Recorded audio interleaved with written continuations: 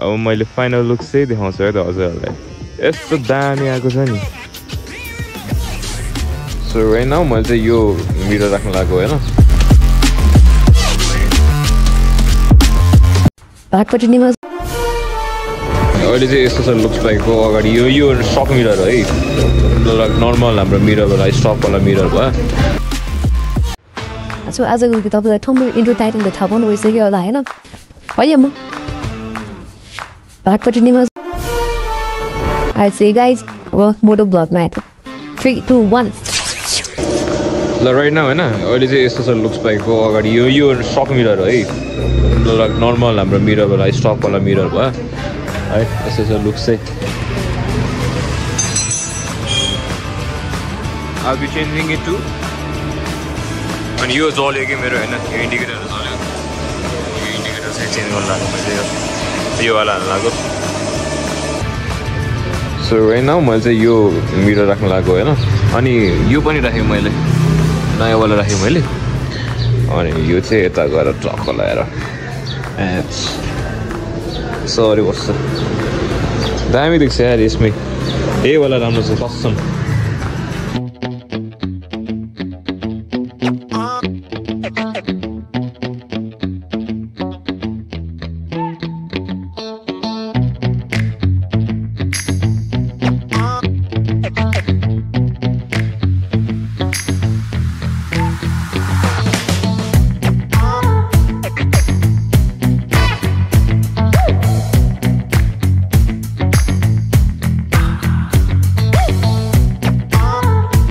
Several days later. So these are my stock mirrors of my R15 version 2. अब मैले final look चाहिँ देखाउँछु है त हजुरहरूलाई यस्तो दामी आएको छ नि आम्बो क्या खतरा देख्ने रहेछ हौ अनि टकको साइड यो पनि फेरेको छ मैले इन्डिकेटरहरू पनि इट्स लुकिङ सो बबाल बाइकले छुट्टै लुक्स दिइरहेछ यार यो मिररहरूले गरेर पनि कस्तो एस्थेटिकली एपेलिङ भइरहेछ क्या लाइक यो हेर्नु हैन these are my stock mirrors and I change into these त्यो R6 वाला खुब ट्रेन्डमा चलिरहेको थियो नि त हैन अनि I tried that as well तर त्यति सुहाएन के but these mirror are so satisfying के कार्बन फाइबर वाला प्रिन्ट छ हैन अनि यता यस्तो दामी छ हैन ए यस्तो राम्रो फिनिसिङ आएको छ कि बाइकको बब्बाल आएको छ यार अति नै राम्रो देखिरहेको छ यार बाइक अहिले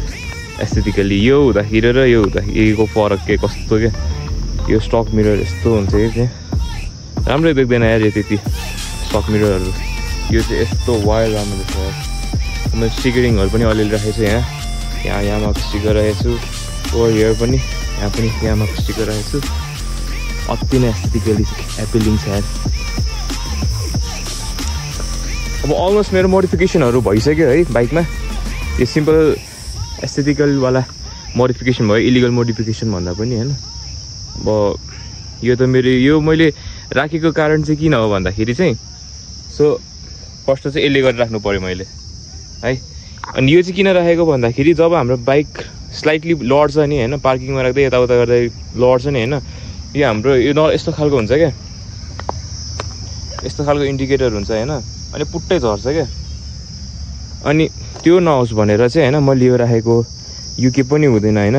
के पनि भाँच्दैन अब यो गर्दा यो राख्यो भने चाहिँ कस्तो हुन्छ भन्दाखेरि अगाडिको मान्छेले देख्दैन राम्रोसँग हैन क्यामेरामा त देखेकै छैन बत्ती बलेको राम्रोसँग अलिअलि देखिरहेको रहेछ तर कस्तो हुन्छ भन्दाखेरि अब साइड ल्याम्प हामी राइट लेफ्ट जाँदाखेरि चाहिँ अब यसले इन्डिकेट गर्ने भयो क्या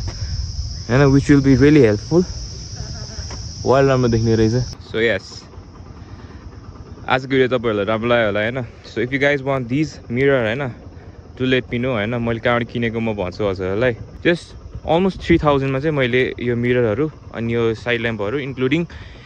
यो फिटिङ चार्जहरू गरेर चाहिँ 2800 2900 अलमोस्ट 3000 सम्म चाहिँ मैले कम्प्लिट गरेँ त्यो अर्को वाला कावासाकीको चाहिँ किन नहालेको भन्दाखेरि चाहिँ हैन त्यो मलाई 3000 भन्नु थियो कि 3500 चान्छु भन्नु थियो कि हैन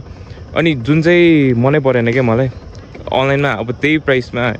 2000 मै त्यो आइरहेको थियो हैन अनि 2000 मा यो पनि आइरहेको थियो so I chose this one